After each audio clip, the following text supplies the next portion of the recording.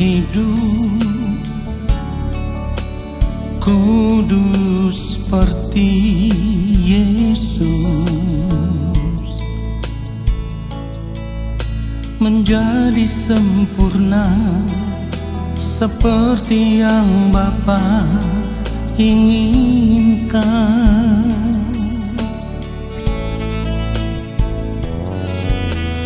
Ku mau selalu berkenan padamu, hidup mengenakan pikiran dan perasaan Kristus, dalam perkataan, dalam perbuatan. Ku mau Kristus nyata di dalamku, yang ku ingini hanya kerajaan-Mu, ya Allahku. Keindahan dunia, kesenangan dunia, tak ku ingini lagi semua itu, sebab kemuliaan yang Bapa sediakan, itulah yang sempurna.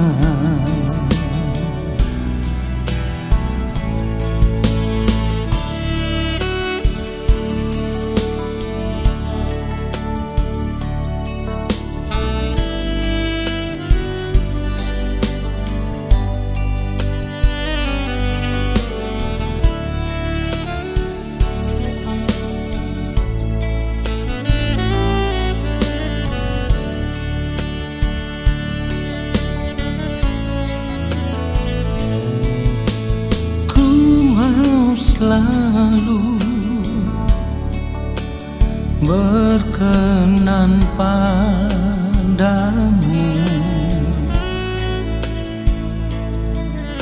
hidup mengenakan pikiran dan perasaan Kristus,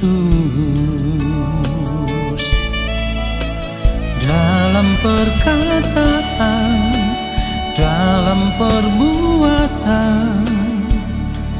Ku mau Kristus nyata di dalamku, yang ku ingini hanya kerajaan-Mu, ya Allahku.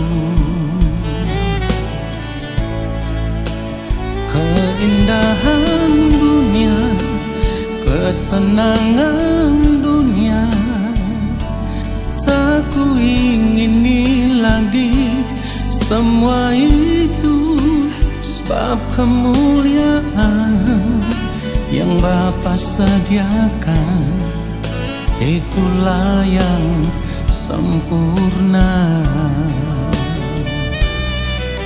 Oh, dalam perkataan, dalam perbuatan, ku mau Kristus nyata di dalamku, yang ku ingini hanya kerajaan-Mu, ya Allahku. Keindahan dunia, kesenangan dunia, tak ku ingini lagi semua itu, sebab kemuliaan yang Bapa sediakan, itulah yang sempurna. Itulah yang sempurna.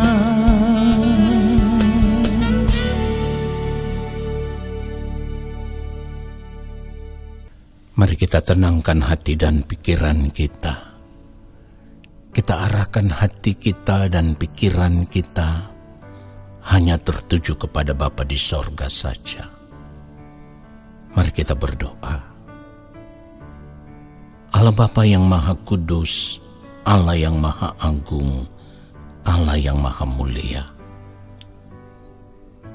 Kembali saat ini kami semua ada di hadapan Bapa. Kami mau duduk diam di dalam hadirat-Mu ya Allah. Dan kami mau menanti-nantikan Bapa berbicara bagi kami. Kami merindukan kebenaran firman-Mu. Dan biarlah setiap kebenaran firman-Mu itulah yang mengisi bejana hati kami. Supaya semakin hari kami mau hidup sesuai dengan kebenaran firman-Mu. Kami mau tinggal di dalam firman-Mu dan firman-Mu tinggal di dalam kami. Ya Bapa, kuduskanlah setiap kami, maafkan ketidaktepatan hidup kami dari semua cara hidup kami yang salah. Di dalam sikap, gerak, pikiran, perkataan, perbuatan, apapun yang kami lakukan tidak tepat di hadapan Bapa di sorga, kami mohon pengampunan Bapa di sorga. Lalu Allah Roh Kudus kiranya berkenan mengurapi kami, sehingga di dalam pengurapan Allah, kami boleh mengerti setiap kebenaran firman Tuhan yang kami dengar. Hamba-Mu ini hanyalah alat. Taruhlah hamba-Mu serendah-rendahnya ya Tuhan. Sampaikanlah isi hati-Mu. Karena hamba tidak dapat berbuat apa-apa jika Bapa tidak mengurapi hamba. Biarlah setiap kebenaran yang hamba sampaikan itu merupakan kebenaran yang berasal dari hati Bapa, dari pikiran dan perasaan Bapa. Di dalam nama Tuhan Yesus Kristus, kami siapkan hati kami untuk menerima kebenaran firman Tuhan saat ini. Haleluya. Amin. Saudaraku yang dikasihi oleh Tuhan Yesus Kristus, selama kita masih hidup di dunia ini, itu berarti tantangan hidup tetap ada. Masalah hidup tetap ada. Persoalan-persoalan hidup itu tetap ada. Ingat saudaraku yang dikasihi oleh Tuhan Yesus Kristus, sehebat apapun manusia itu, selama masih hidup di dunia ini, ia akan tetap menghadapi persoalan hidup, tantangan hidup atau masalah hidup, tidak terkecuali. Artinya bukan saja orang-orang yang hidup di dalam taraf ekonomi yang rendah atau orang-orang miskin yang banyak menghadapi persoalan hidup atau masalah hidup. Orang yang kaya, orang yang hidup di dalam kelimpahan, orang yang terpandang atau orang yang terhormat, semua pasti akan memiliki persoalan-persoalan hidup, masalah-masalah hidup, tantangan-tantangan hidup yang tidak bisa dihindari, saudaraku. Nah, semua itu terjadi karena apa?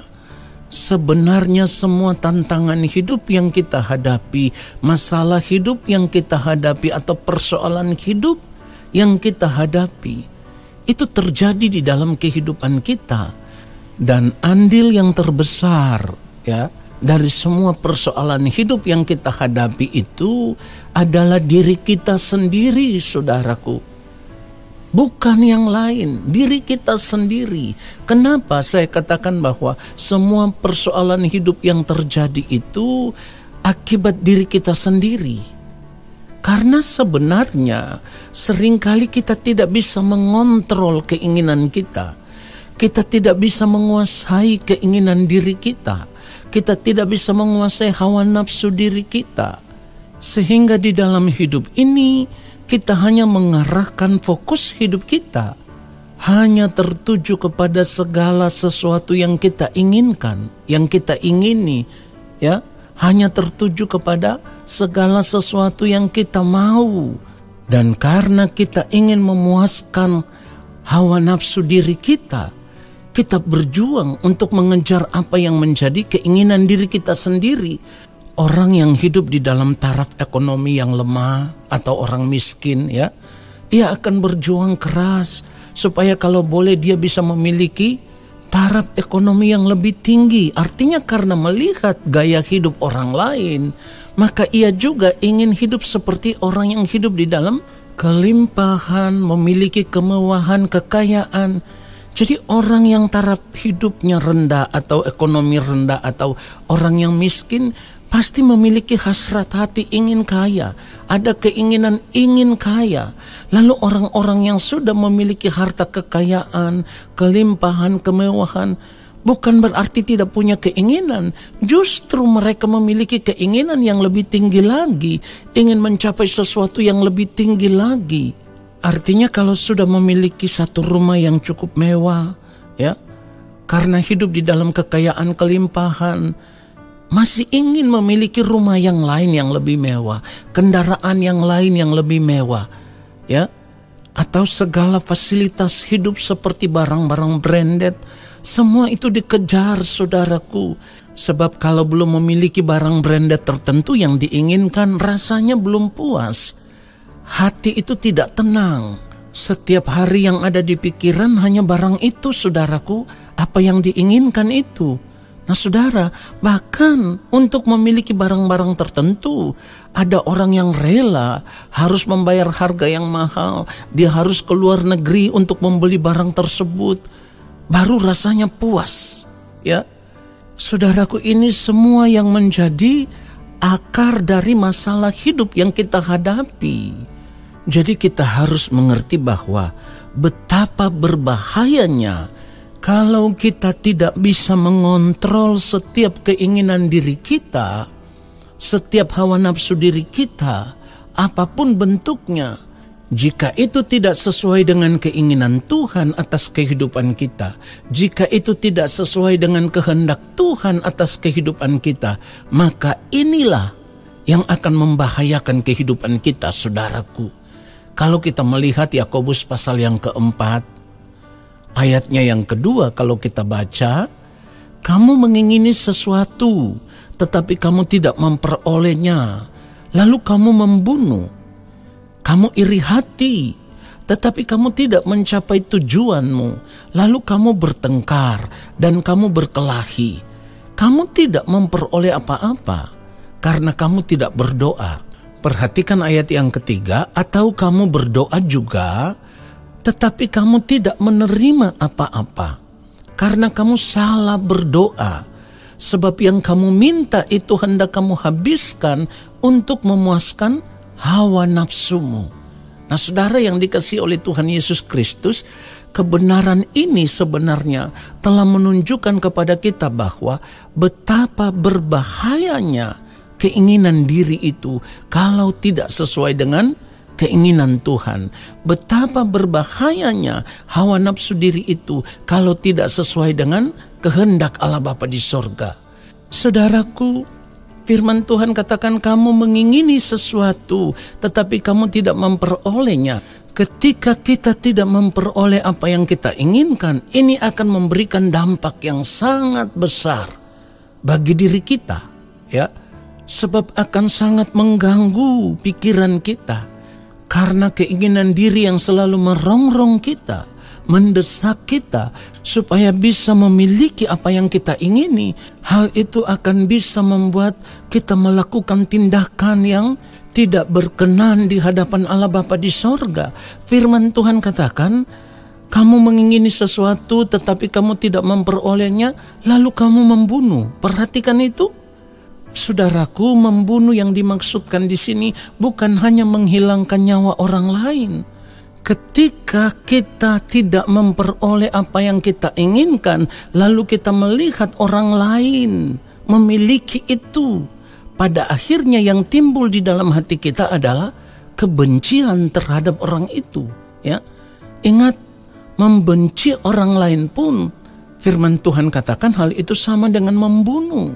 Kalau kita melihat 1 Yohanes pasal 3, 1 Yohanes pasal yang ketiga, ayat 15. Setiap orang yang membenci saudaranya adalah seorang pembunuh manusia. Perhatikan itu. Setiap orang yang membenci saudaranya adalah seorang pembunuh manusia. Dan kamu tahu bahwa tidak ada seorang pembunuh yang tetap memiliki hidup yang kekal di dalam dirinya. Saudara lihat itu, betapa berbahayanya keinginan diri kita ini. Kalau kita tidak bisa mengontrol keinginan diri kita, maka kita akan melakukan kejahatan di mata Allah. Membunuh itu kejahatan, ya. Artinya membenci orang lain juga itu kejahatan. Jadi ketika kita tidak bisa mencapai apa yang kita inginkan, firman Tuhan katakan kita membunuh, lalu iri hati, ya.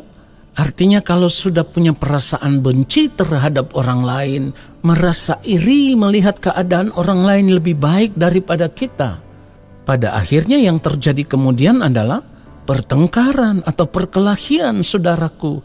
Saudara lihat itu? Semua persoalan-persoalan hidup yang terjadi seringkali berakar dari keinginan hati kita. Lalu kalau keinginan diri kita itu sudah tidak bisa dibendung lagi, merasa diri kita ini orang percaya, kita lalu berdoa kepada Tuhan. Berdoa kita minta supaya Tuhan mengabulkan apa yang kita inginkan.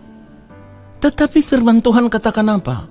Atau kamu berdoa juga, tetapi kamu tidak menerima apa-apa, karena kamu salah berdoa, sebab yang kamu minta itu hendak kamu habiskan untuk memuaskan hawa nafsumu.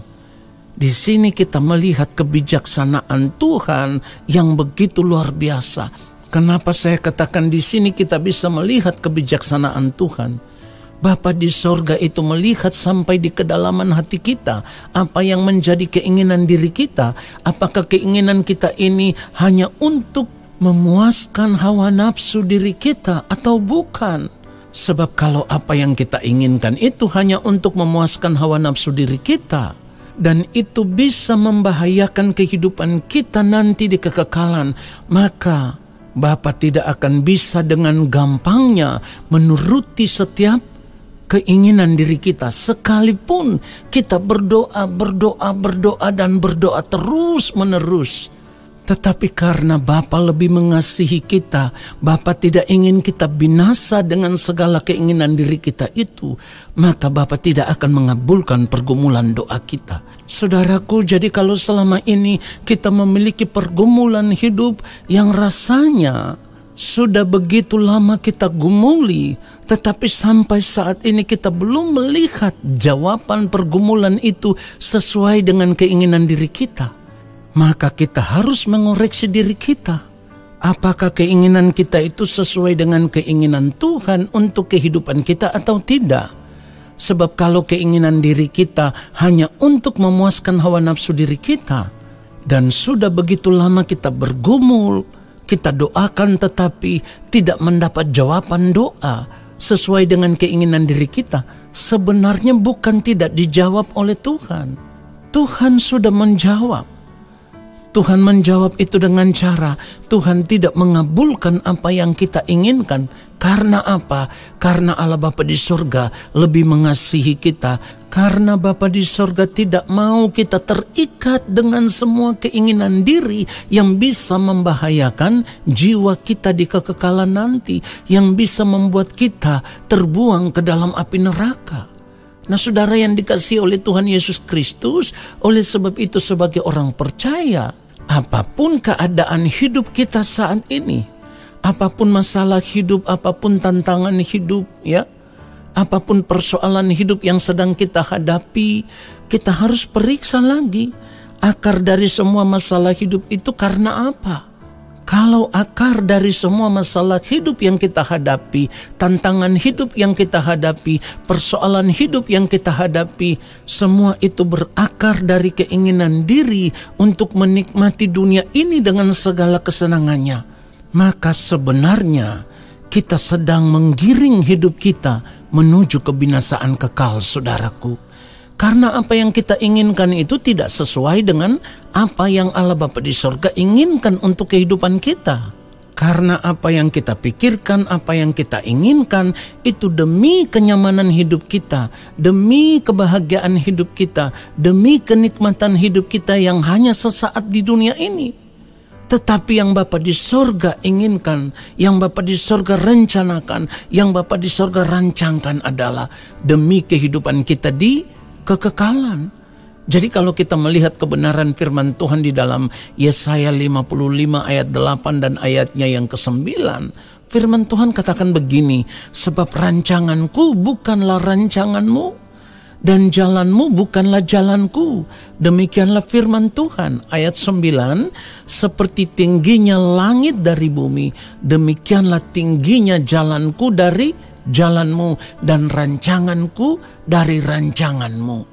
Perhatikan itu saudaraku, artinya yang kita rancangkan, yang kita rencanakan, semua itu hanya demi kenikmatan hidup yang sementara. Kenikmatan hidup yang sesaat, yang hanya bertahan 70 tahun sampai 80 tahun saudaraku. Tetapi perhatikan baik, yang Allah Bapa di sorga rancangkan dan rencanakan adalah kehidupan kekal bagi setiap orang yang mengasihi Dia, kehidupan yang penuh dengan kemuliaan dan tidak akan pernah berakhir. Jadi kalau kita periksa kebenaran firman Tuhan yang lain, kalau kita melihat Yeremia 29 ayatnya yang ke-11, dikatakan begini, sebab aku ini mengetahui rancangan-rancangan apa yang ada padaku mengenai kamu. Demikianlah firman Tuhan, yaitu rancangan damai sejahtera dan bukan rancangan kecelakaan, untuk memberikan kepadamu hari depan yang penuh harapan. Di sini kita bisa melihat bahwa ternyata yang dirancangkan oleh Allah Bapa di sorga itu masa depan kita di kekekalan, hidup di dalam kemuliaannya, bukan hidup sesaat 70-80 tahun dan sesudah itu kita akan binasa di dalam api neraka. Saudaraku, seharusnya sebagai orang percaya kita sudah bisa melihat rancangan Allah Bapa di sorga yang begitu luar biasa untuk masa depan kehidupan kita di kekekalan. Hal itu bisa kita lihat dari belas kasihan hati Bapa kepada semua manusia ciptaannya, di mana Bapa menyerahkan putra kesayangannya, Tuhan Yesus Kristus, untuk menjadi korban penebus, supaya setiap orang yang percaya kepadanya tidak binasa melainkan memperoleh hidup yang kekal. Artinya di dalam Kristus semua manusia ditebus dari segala kesalahan dan dosa. Jadi harus diingat, yang mulia Tuhan Yesus Kristus menyerahkan hidupnya sampai mati di atas kayu salib bukan hanya untuk orang Kristen. Ingat baik, bukan hanya untuk orang Kristen, tetapi untuk semua manusia yang diciptakan oleh Allah. Allah tidak ingin manusia binasa di kekekalan nanti. Tetapi persoalannya setelah kita menyadari kita ditebus di dalam Kristus Yesus, apakah kita mau sungguh-sungguh percaya kepada Allah di dalam Kristus atau tidak? Kalau kita mau sungguh-sungguh percaya kepada Allah di dalam Kristus, maka hidup kita pun harus sama seperti hidupnya Kristus. Artinya kita harus mengikuti jejak hidupnya yang mulia Tuhan Yesus Kristus selama kita masih hidup di dunia ini. Seperti yang firman Tuhan katakan, kita harus hidup mengenakan pikiran dan perasaan Kristus, supaya apapun yang kita lakukan, semua itu seturut dengan kehendak Allah Bapa di sorga. Saudara, inilah cara hidup yang benar-benar berkenan di hadapan Allah Bapa di sorga. Kalau kita mengaku percaya kepada Allah di dalam Kristus, tetapi kita tidak hidup sama seperti Kristus, kita masih mencintai dunia ini dengan segala kesenangannya, maka kehidupan kita saat ini sebenarnya sedang berada dalam ancaman bahaya di kekekalan. Padahal kita tahu rencana Allah Bapa yang begitu besar, bahwa di dalam Kristus kita ditebus, lalu kita mau hidup sama seperti Kristus, supaya pada akhirnya ketika berada di balik kematian, kita bisa diterima di dalam kerajaan Allah Bapa di sorga. Nah saudaraku, kita harus menyadari akan hal ini. Kalau kita koreksi diri kita, lalu kita temukan bahwa di dalam kehidupan kita setiap hari yang kita kejar itu adalah keinginan-keinginan diri atau hawa nafsu diri yang dipenuhi dengan berbagai keinginan daging. Dan seperti yang firman Tuhan katakan, itu akan membawa kita kepada kebinasaan. Maka kita harus tinggalkan itu saat ini juga.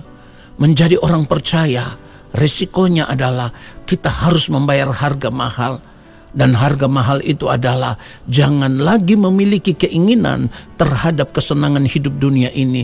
Apapun bentuknya saudaraku, kita harus berhenti mengingini dunia ini dengan segala kesenangannya. Kita tidak boleh lagi terikat dengan kesenangan hidup dunia ini saudaraku. Mari kita lihat contoh bagaimana orang masih terikat dengan kesenangan hidup.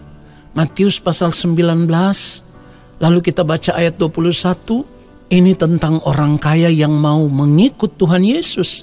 Ayat 21, kata Yesus kepadanya, "Jikalau engkau hendak sempurna, pergilah, jualah segala milikmu dan berikanlah itu kepada orang-orang miskin, maka engkau akan beroleh harta di sorga. Kemudian datanglah kemari dan ikutlah aku." Ayat 22, ketika orang muda itu mendengar perkataan itu, pergilah ia dengan sedih sebab banyak hartanya. Hal ini bisa menunjukkan kepada kita bahwa mencintai kesenangan hidup akan membuat kita melepaskan keselamatan kekal di dalam Kristus. Jadi tantangan hidup yang terbesar di dalam kehidupan kita adalah keterikatan dengan kesenangan hidup dunia ini.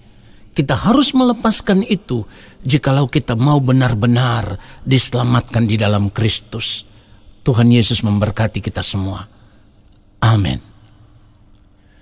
Saudaraku, mari kita angkat tangan di hadapan Allah Bapa di sorga dan terimalah berkat-Nya.